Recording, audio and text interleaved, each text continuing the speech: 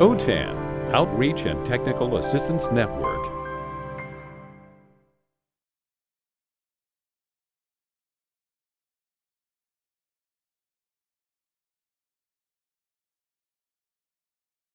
Thank you so much for being here on a Saturday morning, 9 a.m. We're so excited to be able to present today on the digital learning guidance. This is a panel discussion, but I'll kind of start with the objectives for this.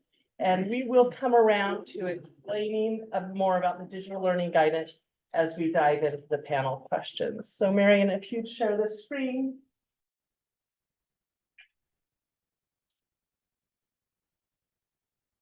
Perfect. I'm Christina Hyatt, and we'll introduce ourselves more later. And these are the four panelists: Renee Cullen on one end, Francisco on the other, and then Rebecca and John. Okay. The next slide. So our objectives, we want to demonstrate the relevance of the digital learning guidance in adult education agencies. Like, what does it mean for you guys, right? How is it going to help you? We want to share the resources that have been created around the digital learning guidance to help your agency better dive in and utilize the tool. And then we want to teach you how to sign up for the digital learning guidance course, which starts next week for those that are interested.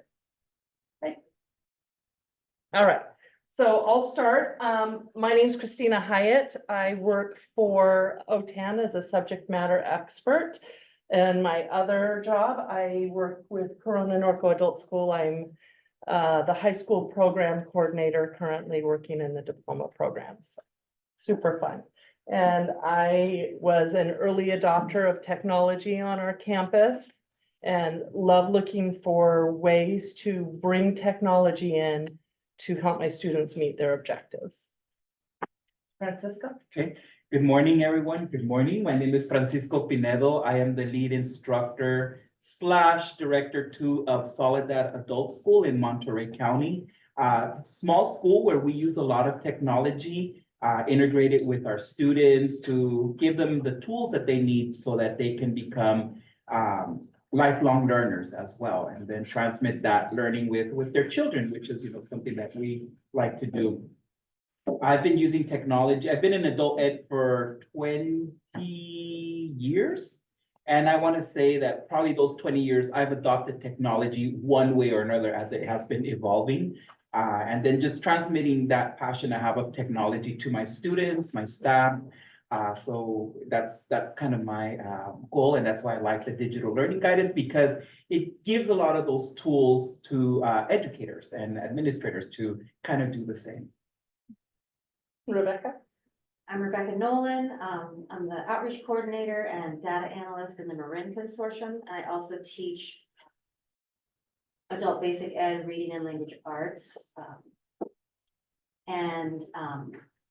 I was a high school English teacher for a long time, and then I took some time off to have children. And back when I taught, like, there was no digital anything going on in the classroom when I was teaching, and I was considered cutting edge because my agendas were available online for parents to look at. So when I came back into adult ed, I just had so much learning to do around digital education. I've been very grateful for all that OTAN offers to really bring me up to speed in what's going on. John? Hi, I'm John White. I'm the assistant principal at Stockton School for Adults. This is my first year there. Previously, I taught for 20 in K-8 and since 2010, I've been involved as an adjunct instructor at various colleges, Industrial Junior College, Junior College, and Lucky. Didn't have much experience with teaching online until kind of looked like everybody else. COVID kind of threw us all for a loop, and I was all of a sudden sitting in my basement in front of a workout equipment. I think people were listening to me, so it's like, oh, we need to do a little better with this. So that's kind of what brought me. And Renee? Good morning, everyone. I'm Renee Collins, Director of OTAN with this hat on. I also am the Director of the California Adult Education Program Technical Assistance Project. And some may know me from that side of my job as well, but, I have been, in adult education for, since 97, I want to say. And I have taught taught English as a second language, I've taught ABD, I've taught ASD. I've been an administrator for, at site level, at county level, so, a lot of experience and really excited to have been a part of OTAN and the development of the digital learning guidance over the last 3 years. Awesome, thank you. So, Renee, you mentioned that you were part of the development. Can you tell us a little bit about the development of the digital learning guidance, how it came to be and what it looks like now? Sure. So, the concept came around in about 2021. We were, we had been in COVID and kind of in that survival mode, and I know OTAN did a lot to really kind of compile resources to support teachers in the field to be able to be, to continue providing a high level of service to our adult learners at that time. But then we started thinking, what's next, right? How do we continue to really guide our administrators and our teachers in the best practices around digital learning? How do we keep it practical so that people will use and implement the guidance? And so we worked together with multiple partners. The key partners were ISTE, which is a national technology partner, as well as California Department of Education and the Chancellor's Office. And then we also teamed with all of our state leadership projects as far as CASAS and CalPro, and then we had about 40 advisory members from around teachers and state personnel and adult education practitioners from around the state. So we had about 40 advisory members, all kind of providing input to the guidance and how they're using technology at their sites, how they're helping to support their teachers and their support personnel at their sites. And then we kind of captured that in this document that we ultimately called the digital learning guidance. So that's kind of about how it came around, and we've made several iterations, as you'll, we're trying to provide support so that people can really engage with the guidance. And we'll talk more about that as we continue. Awesome, thank you, Renee. So one of the resources associated with the digital learning guidance is a Canvas course. And John and Rebecca were two of our participants in the pilot course last semester. Can you both share why you decided to take this course? All right. As I said before, I feel like I have so much learning to do in terms of digital education, and I'm very excited by the capability of it, the potential of it to really equalize access to education. It's not going to be dependent on where you are geographically, what school district you happen to be next to. These things are accessible to anyone, anywhere, as long as they have the internet access and the devices. So for me, it's an area of education I'm really excited about. And I knew that I still do have a lot of learning to go. So this course really goes into a lot of kind of basics and gets really deep as well. For me, walking into a new school as an administrator and seeing what's going on, it's like, okay, take some inventory and see where we're at. And kind of decide where do we need to go? Because everybody's kind of doing something different, right? This is all thrown on everybody. A few years ago at our site, we got some online learning platforms like Aztec, Edgenuity, but those are done in the classroom with teacher support. So now we have people doing this outside of class. In our ESL program, that looks different, where they do an in-person session and then they do an online session. So what does that need to look like for those teachers? So just the idea for me is to get involved with this, to see what best practices are. I think the junior college system was ahead of this curve. Because when I was teaching for MJC a few years ago, and they were shifting to doing online classes, they had a certification program you had to go through and take certain classes to be eligible to teach online. And I started taking some of those, but then I had a baby and stuff, and so I didn't finish it. It was online learning. It's like, I I could do this. So as a learner myself, I know there's certain things that need to be set in place. So I have that experience of teaching and learning online. Then I know that we just need to see what's going on and what works best for our students. Congratulations on the baby. All right. So, along with the digital learning guidance, there's also the Canvas course. There's a facilitator's guide, there's reader's guides, and there's videos, and a website. From all of these resources that surrounded the digital learning guidance, which ones did you find most helpful? Rebecca and John, if you want to talk about that. One of the things I really enjoyed about this course was that, we're all really very busy. And this course is designed in a way that you can go as shallow or as deep as you have time for at any point. So every chapter of the guidance comes with a one-page kind of synopsis of the chapter. So if you don't have much time, you can just check that out. It also comes with a short introductory video. So you can just look at the video, read the one page and see, like, is this something I want to delve into? And then if you're into it, you can read the chapter. And then if you look in the chapter, there's in every chapter, there are resources you can go even more deeply into. So it's designed to let you delve into it with as much as you want to at any point. And it's really organized that way to make it accessible to as deeply as you want to go. I really appreciated that the guidance is all online on OTAN's website, available to access pretty much at any time. So if I want to share something with my staff, I don't need to reinvent the wheel. The slideshows are there, the documents are there that I could use and interpret for my staff, for professional development with them. And then also if I had questions about something like, hey, what's kind of the basis of HyFlex, because that's new to me when you're in that section. And Christina's like, oh, here's some net tech. Right away, instantaneously. She got click percent. Anything, she just shared the books with me and here we go. And then so I knew when I came here yesterday, it's like, I'm gonna go listen to them then. They're good. So lots of resources, not just in that guidance, but the two of them have a wealth of knowledge that they will. That's so sweet. Thank you, John. Thank you. So we're gonna turn this one over to Francisco a minute and then Rebecca. Can you tell us how you're using the digital learning guidance at your site?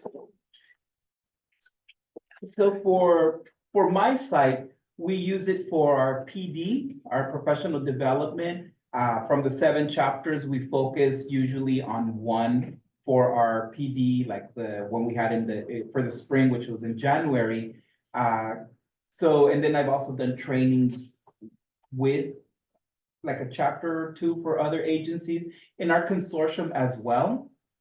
We were kind of doing it even before the digital learning guidance came about. So we had in our consortium established PD on how to use technology, how to incorporate technology. But now that we have an actual document in our consortium, actually next month, we're going to be having an evening PD where I will be presenting on a chapter, I believe it's chapter 7, that has to do a lot with like social emotional, meeting the needs of our students and and also on one of the chapters where how can we provide resources for the students who need access to technology and whatnot, some of the barriers, and also identify some of the solutions for our area. So we kind of use it within our district, within my school, but also in our consortium.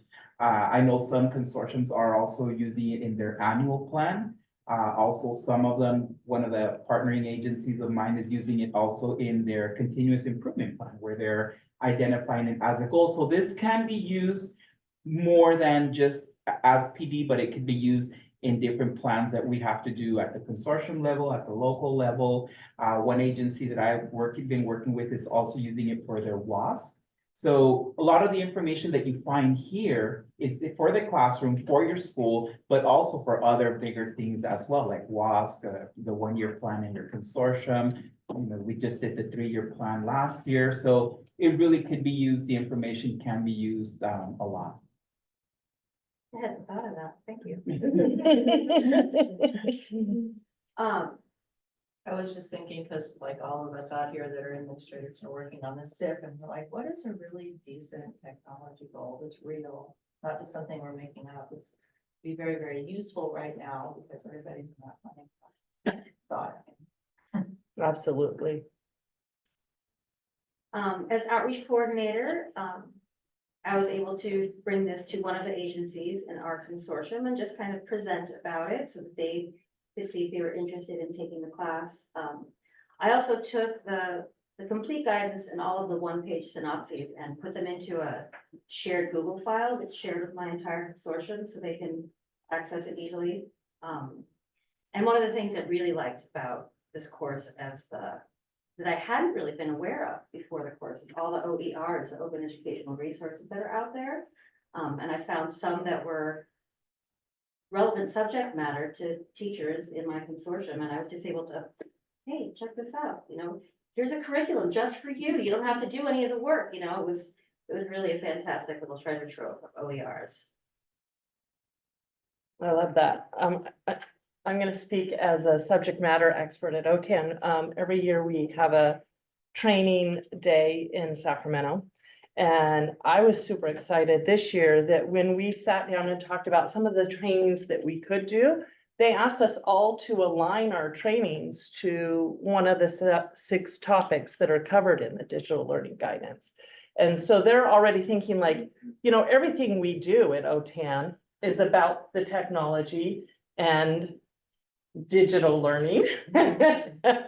And so being able to identify, hey, yes, this thing that I've been doing for years already fits within the scope of what we're trying to enforce within, for all the adult education agencies, that we have the technology skills, or we can build those skills to provide a better experience for our learners. And here's the research that backs it up, and here's the why and the how.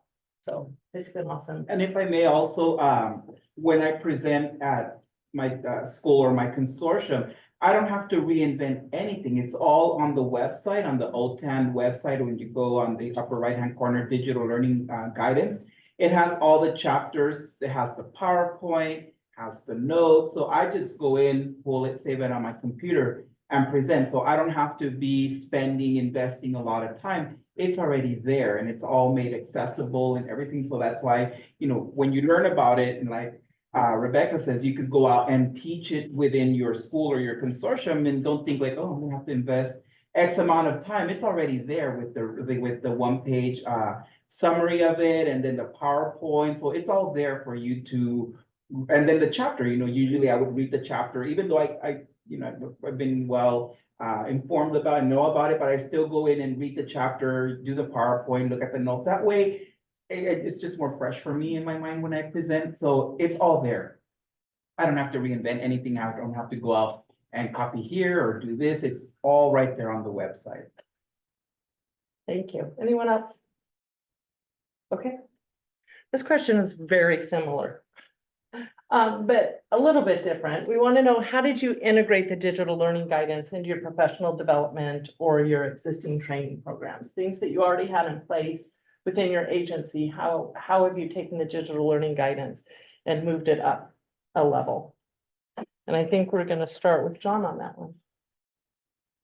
I had, there are assignments that are embedded in this practice over, 6-7 weeks. And I had flashbacks to that one where I was doing the certification for the junior college training. It's like, I'm not gonna get it done. I don't know. And our numbers in the class dwindle down, but they are very flexible with the work that you do. And for me, in this case, is like, I need to spend a lot of time thinking about some of these assignments, because their assignments were for teachers and then other staff, administrators. So it was very flexible what you were able to produce.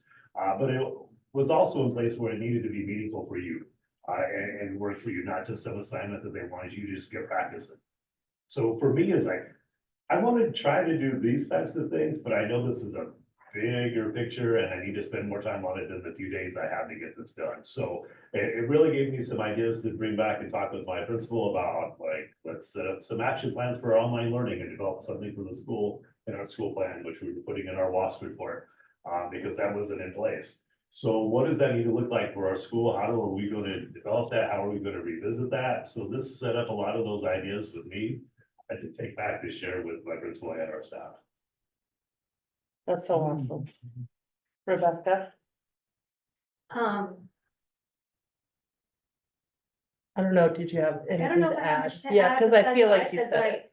But John did make me think of the assignment portion. Mm. And, I really liked that there is a, like, you do have to do a little 1 hour assignment with each week. And, it really, there were a couple of nights when I was like, oh, I gotta get this done before we have class again tomorrow. But I'm the kind of student that needs that in order to like stay focused. I tend to, like I said, we're all so busy, and if I don't have to produce something, I know this about myself, if I don't have to produce something, it's very easy for me to let other things get in front of it. So I like that about this course. It was short. It didn't take a lot of time, the assignment, but it did make me have to really go in and think about what we had read and think about what we had talked about, and just produce a little something showing that I had an understanding of it.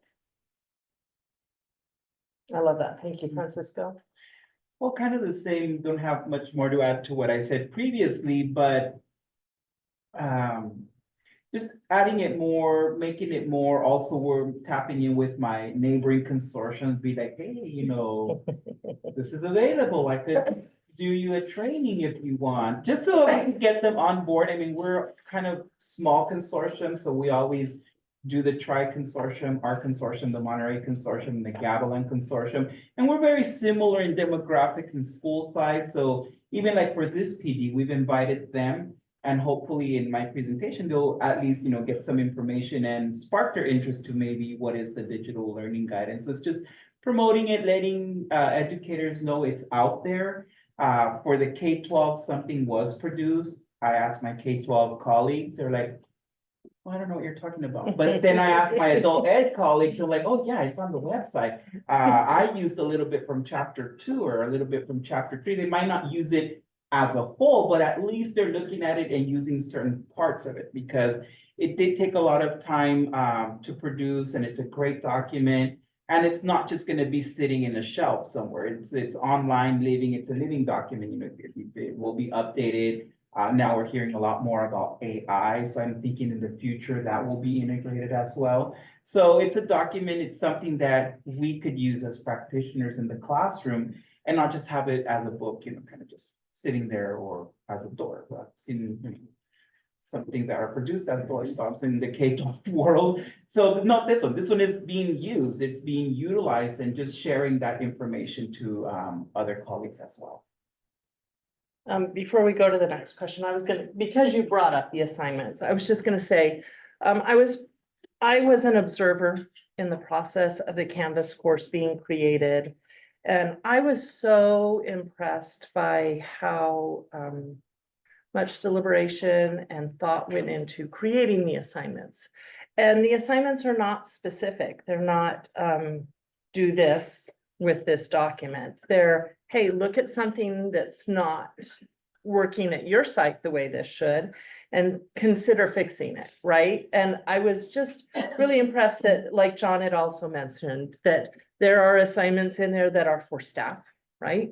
And there are assignments that are in there for educators, and there's so much flexibility in how much time you want to spend in those assignments, and how and where the need is, right? Because everybody's different. Every agency is different. The first chapter talks about accessibility, and like, we know we have to be accessible because we could get sued, right? But are we just doing the bare minimum so we don't get sued? Or are we looking at how can we make sure that we are providing something that all of our students have access to? And so putting like some intentionality into everything now that I created in my classroom. I really appreciate that reminder that it's not just so I don't get sued. It's because I love my students and I want them to have access to everything that I'm creating. Okay. All right, so Renee, What would you tell people who are interested in taking this digital learning guidance and collaborating maybe on a broader scale? Well, first of all, I have to say, it just really warms my heart to hear all of the different ways that the guidance is being utilized. And, it used to be that we'd come into some of these sessions and we'd be like, have you ever heard of the digital learning guidance? And people are like, what's that? And so to be able to hear how it's being integrated into the 3-year plans and the annual plans and being, taking it back to staff and utilizing it, in a way that's meaningful for your staff, I think that's really, that's heartwarming. And we really wanted it to be a practical, a practical application for our audience. And I think what we're seeing is that it's, you can take the different components and you can really put them into practice easily. So if I were an administrator and I wanted to collaborate, I think I'd really kind of go along with what Adele was saying. I would, maybe you have a technology leadership team at your site, or you have a team of folks at your site that are looking at your data and you've identified some needs around technology at your site. Maybe you're in the process of identifying what your continuous improvement plan goals are going to be. And this year, one of them must be related to technology. So I guess that's where I would kind of like head. I'd be like, okay, so we have this technology goal. How can we use the digital learning guidance to support that goal? So, and then once you did that, kind of looking at what maybe what chapter within the guidance really speaks to that goal that you want to hit, and then kind of build some PD around that, determining how, if you have more time or less time, you might use one source over another. I really like the fact that we have our Canvas course, right, which is facilitated by Francisco and and Christina. And but if you don't have time for the course, there's also the reader's guides. So, Rebecca was making reference to them, where it's just a 1-page guide. You can talk about it with your staff. You can talk about it in an ESL team meeting or an APE or AFP team meeting, and really introduce it to, at your site, not in a way that doesn't have to take a lot of time, but it really kind of just jumps into it. And then you can also determine whether it's something that you want OTAN staff to lead, or you want, or you want to lead it yourself, right? So we've delivered, we've created all of the materials to be able to completely facilitate an introduction to the digital learning guidance 100% on your own. Or I would say you could email support@otan.us, talk with one of our staff and say, hey, we've got this goal. I really want to tie it into the digital learning guidance. Can you help me build something that's meaningful for my staff? And we're happy to do that. We're happy to customize to meet your needs. So that's what I would do if I were an administrator. If I were a teacher or a support personnel, you may want to dig in on your own, or you may want to create a small group of you at your site that could really just kind of support one another and working through the guidance. I would say definitely sign up for the Canvas course. Eventually, at some point, it will become a self-guided course. At this time, it's a facilitated course because we're kind of wanting to work out all the kinks before we make it self-guided. But also there are sections within the guidance that are called Voices from the Field, and it's practitioners from around the state. Some of them are those 40+ advisors that helped pull together the guidance, but some of them are, our teachers, they're transition specialists, they're counselors, they're, data support and testing personnel. Sorry, it's totally going down what I was saying, but oh yeah, please, thank you so much. The testimonials are just, they really help to kind of put that practical spin on things. You're like, okay, so that's what that means. And as you're reading them, you can think about how you might apply it in your own setting. So that's how I would go about it if I were a teacher or support person.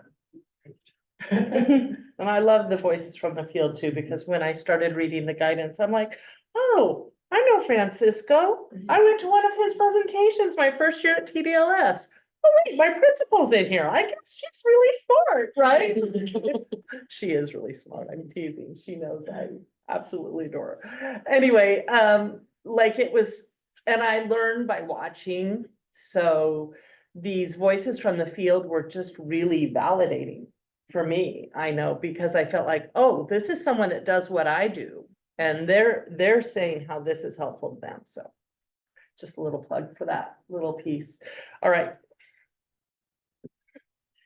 So we'd love to hear, I know Francisco, you have a couple of anecdotal experiences related to the digital learning guidance. And then if any of you have additional, you're welcome to add on, but I think we're gonna start with Francisco. Well, one of us like we talked about accessibility in chapter 1 really made us think for us what we produce, making sure it's accessible to students. To come to find out, we have a student who has visual impairment. So we have to make sure that what we present and share is accessible to the student. And this just became about because the student self-disclosed it. So we were thinking, how many other students haven't done that and have sat in our classroom and have had problems understanding, seeing, reading? So that really made all of us think about like what we produce, making sure that it's accessible, not using those beautiful colors and images and all those, but making it that in a way that if we post it into our own canvas that we use in the classroom, that it's accessible, adding closed captioning. So a lot of little things like that. And we started before our district started.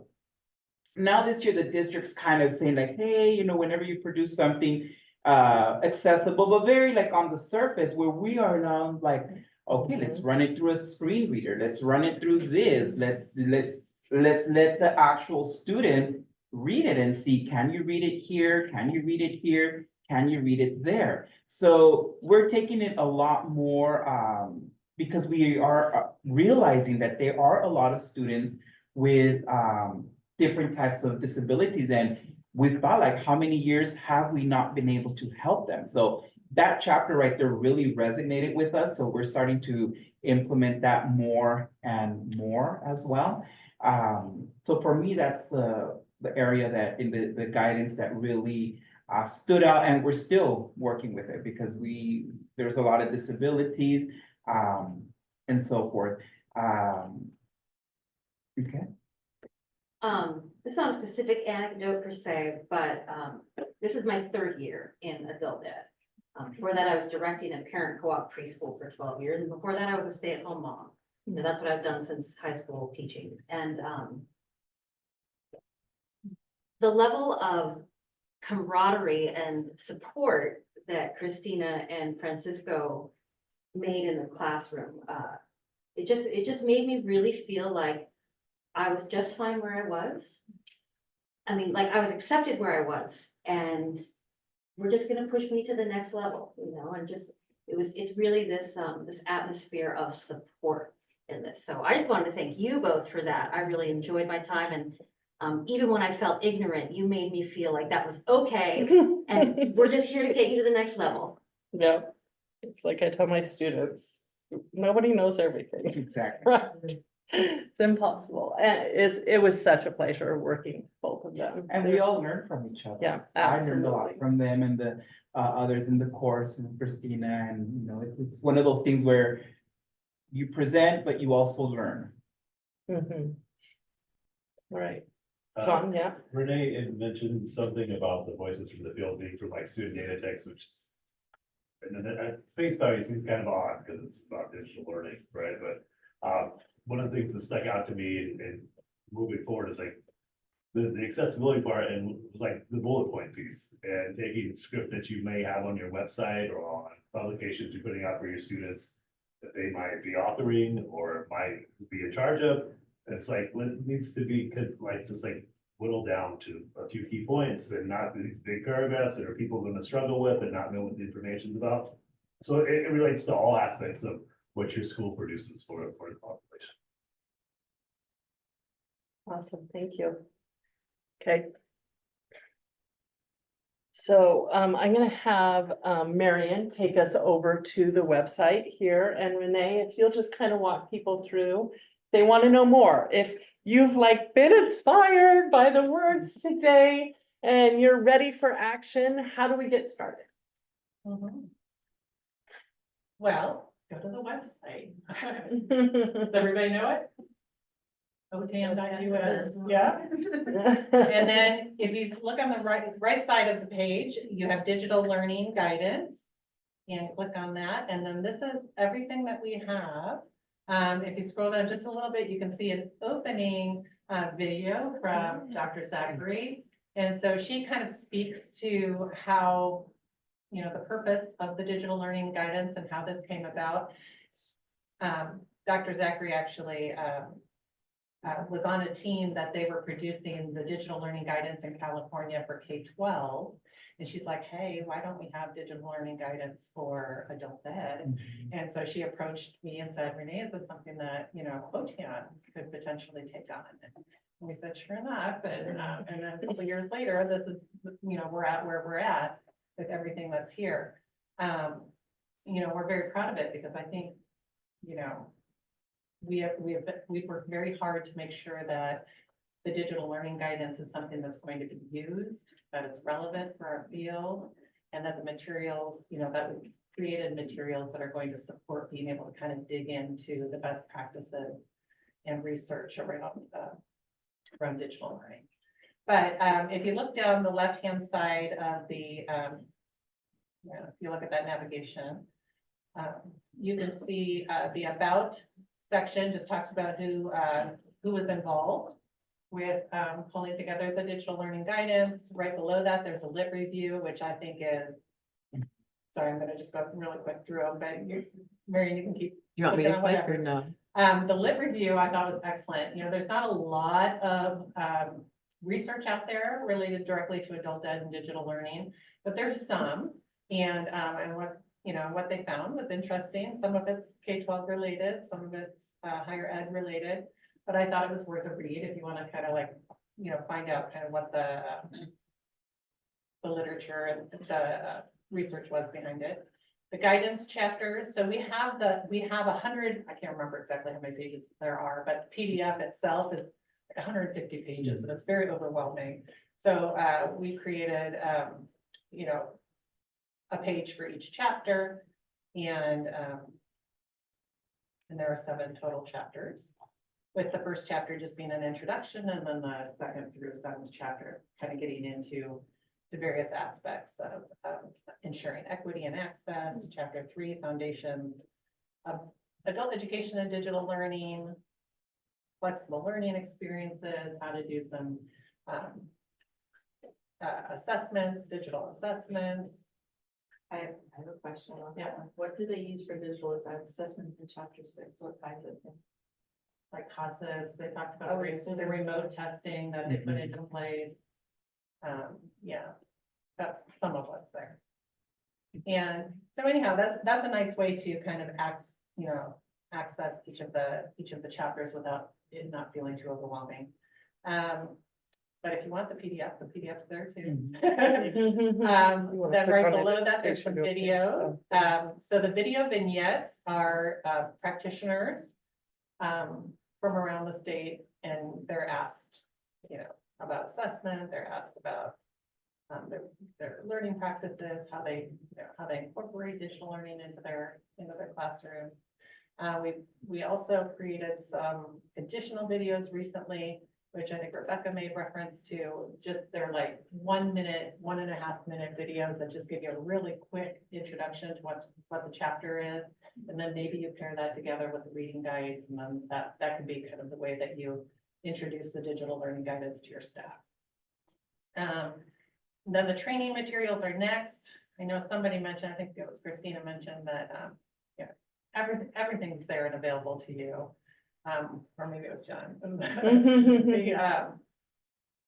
There's just, as far as the facilitators guides, they have all of the PowerPoint slides, all the links to any resources that they reference. They're all there for you.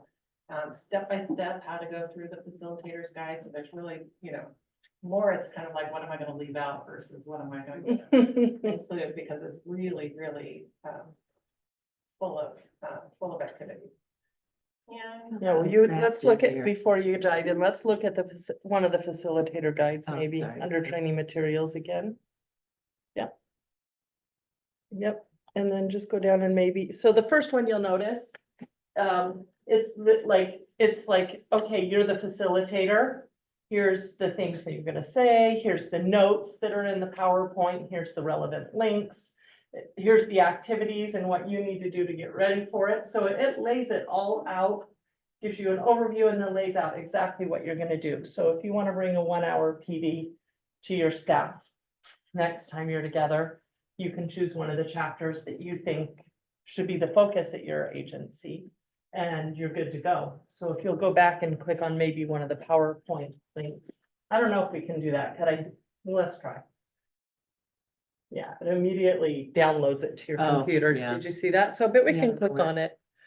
Oh. I have faith that it's gonna open because I signed in 400 times. There Okay, it is. yep. I love these because as you go through them, you're gonna see pictures perhaps of people at an agency or friends from other agencies. They went in both in the Canvas course and the PowerPoints. These are real students in California, so that makes me happy always. So you can see, like, you know, the PowerPoints are ready to go. You don't have to do anything except decide what to include in the PowerPoint or what not to include.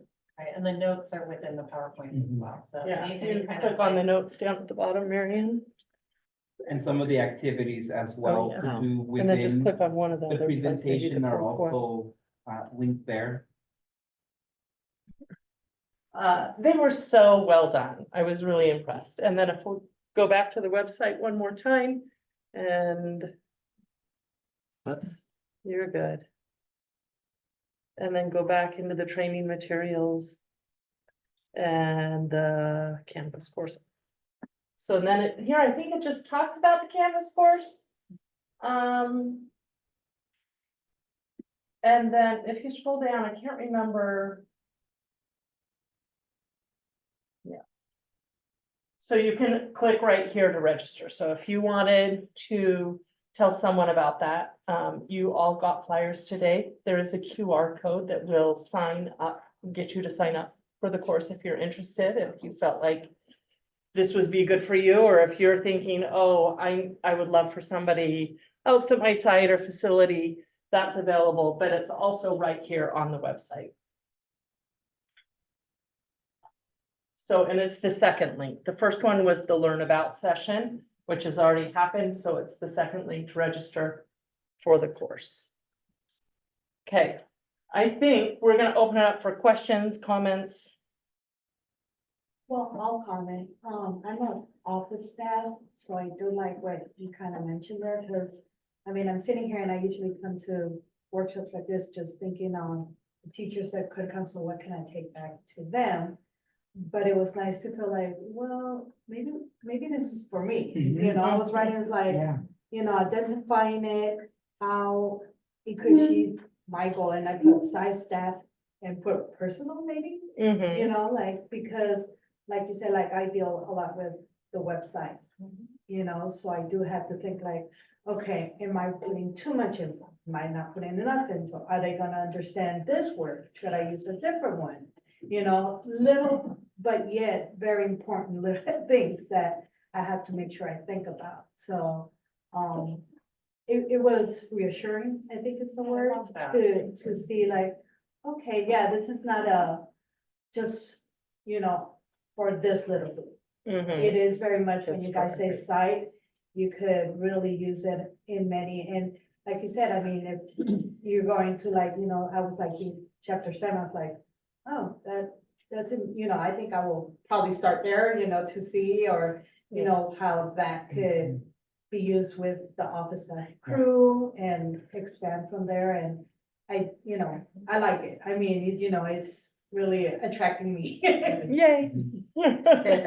And then just to I'm sorry, Martha, just to piggyback on you, when doing the course and the assignments, there's assignments for teachers, assignments for support staff, assignments for everybody. Everyone. There's a So if couple you're a that- support staff, you could do assignment and it's not tailored to where I feel I have to be a teacher to do this, but it's Right. gonna be for more for like you said, for support staff. Yeah, So even the assignments are differentiated a little bit so that it's targeting to your, like your need right. and not the teacher aspect of it, the teacher, of course, we could do all of them.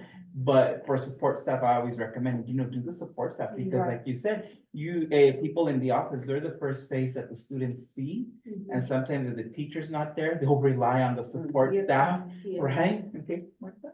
Oh, I was just thinking also is, along the same lines that it includes the history of adult education. We have a lot of changes in adult education and I think programs are expanding, hiring new faculty, new staff. And this becomes important because it gives you like a quick little summary. You can jump around the way that it's organized. It's nice that you can jump around. So I like the format of it. But I have a new staff member on board that I want to share this with so that he could see the history and everything that sort of transpired. He's part of, TDLS too, DDOC, so it's helpful, but I can think of a number of ways to do this. I was just messaging Adele going, oh, we can share this, at our PD day that's coming up on the 8th. You guys Next are doing Friday. it for us on the 8th. We were like, how do we get Melinda to present this? So we're thinking, we have a lot of new ESL faculty on the college side, and so they don't know the history of adult education, but like adult educators in the community college side are also adult education, faculty. They teach in different places and they don't usually get the training. And so we're trying to provide a lot of, resources that would help them in the classroom. So, but also we get the questions in the office and, how do I do this? Where to go for that? For anybody else in the field too, I feel like it's important to say this, when we decided to have OTAN come to our small little desert hub, we had 15 people sign up to come and we had 34 show up. So I think that speaks to how hungry the teachers and staff are for development. I think adult ed staff tend to be left out of the training and development. And these tools are wonderful resources because almost everybody, I don't care what you do for adult ed, you're in it for the students and they're in it to try and make things better and more accessible. And this really helps everybody to do that. So. And then just on a little side, go ahead. Yeah, I was just gonna say, yeah, teachers are hungry for resources. They are. So if I go back, and can you give me 1 point? I teach ABE and GED. How will this help me? There's a lot of information here. There's tons of, I could, spend the whole day looking at all the website, all the information that you have. What can I go back and tell my colleagues that'll help me and them in ABE and GED? Francisco, you want to talk? Specifically, because you mentioned ABE. Oh, yeah. Uh-huh. Because maybe you can address my concern, which is I have total of 35 students in GED. And I've been teaching this class for about 4 years. And I have 5 students who are on their last test. They have to pass 4 tests. And 2 of them are ESL students and they're having a hard time with the English test. So how can I help them? And 3 of them are having trouble with math. And they've taken it once or twice and not, passed. I just don't want them to give up. I will take the test for them. Because they've come so far, they've worked so hard. So give me something. Well, I would go into it now and look at the OERs. Just the OER. Yeah, I made a note of that. Yeah, I did. absolutely, because there's a lot of stuff that you don't have to reinvent in there. You can just pull these lessons out and use them with your students. And the other aspect that I really think is so valuable is the equity aspect, and is it possible that your students who have come so far have some learning issues that aren't being addressed? I mean, most of them, I think. Right, When I right. see them, they do. So the whole chapter devoted to equity and access can really make you, it did me. That was one of our assignments, is to look at one of your lesson plans that you already have and think about how you can make this more accessible to anyone who might be taking your class. So those are the two places I'd start, the OER Yeah, I and did the make a note. equity and access. And we're chapter. using an online program, Essential Ed. I don't know if you've heard of it. So there are tons of resources. I can always go back and, pull this out, pull that out. So it's just, I just want them to pass and, point me this, just do this and this and you're done. If you get that, you tell me, okay? I'm sorry. So Christina mentioned that we're really trying to tie the digital learning guidance into everything that we do at OTAN. Yeah. So I would say too, when you're designing experiences that work for students, to take a look at what else is on our website. So under curriculum offers, I believe there's Ed Ready courses in math and language arts. And I think that if you're not using those, you can look at those. We have web-based class activities that are aligned with digital, they've got digital learning built into those. So certainly our students, it's become essential for them to have those digital literacy skills in addition to the basic English, the basic math, and so on. You can't survive these days without all of the digital, the digital skill. Just to register your child or yourself in school, right? To make an appointment with the doctor, so I think check out the website for additional resources if you haven't done it recently. Thank you. And I think for us, one of the things is, we learned, or my staff learned, like, not just tell them, well, go look on the website or go look on the internet, but making them understand that there's reliable sources, unreliable, like help them know what sources or what websites are going to be really useful and which ones are not. Like for Hyatt, I know one of my colleagues, she uses a lot oh my goodness, they use YouTube, but they have to be very specific. Like we do the Hyatt examples on this, and they get pretty good results. There's also Khan Academy. Yes, Right? We they've use done Khan that. Academy. But lately also with CK12.org, it has the artificial intelligence Flexi. Ms. Fausto's using that a lot with her students, where if they're not understanding the concept, they type in, for example, the prompt and it gives them example. And if that's too difficult, the student will put, this is too difficult in multiple languages. I mean, most of us are Spanish speakers. So it does give very good examples. So that's what we are currently using for math with from ck12.org. The Flexi, the artificial intelligence portion of it. And the students are learning about that and they're using it even with their children.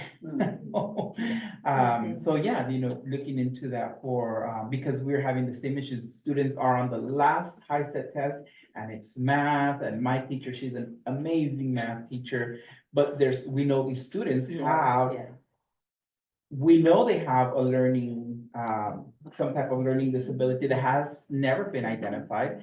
So now we're able to say, okay, this is not working, maybe this is working, and you could repeat, and they're passing. We actually got yesterday, while I was here at TDLS, I got it was two more that passed. And it was their last one, and they was the math.